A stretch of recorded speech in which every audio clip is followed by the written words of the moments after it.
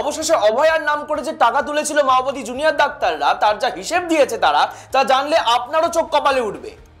তারা বলছে যে 47 লক্ষ টাকারও বেশি খরচ হয়েছে আইনি লড়াইয়ের জন্য, কিন্তু আমরা সকলে তো জানতাম যে বৃন্দা গ্রোভার বা অন্য আইনজীবীরা এই মামলাটি প্রো বোনো বা বিনামূল্যে লড়েছিলেন। তাহলে এই টাকা কোথায় গেল? দেবাশিস হালদারের পকেটে না কিঞ্জল নন্দের সিনেমা প্রডিউস করতে? এরপর তারা বলেছে যে খাওয়া দাওয়া করতে নাকি তাদের প্রায় 2.5 লক্ষ টাকা খরচ হয়েছে। কিন্তু এই মাওবাদী ডাক্তাররাই বলেছিল যে মানুষ নাকি তাদের খাবার নিজে থেকেই পাঠিয়ে দিচ্ছেন। আবার জনৈক রেডিও জকি তো প্রায় ব্যবসা বেঁধে বসেছিলেন খাবার সাপ্লাই করার।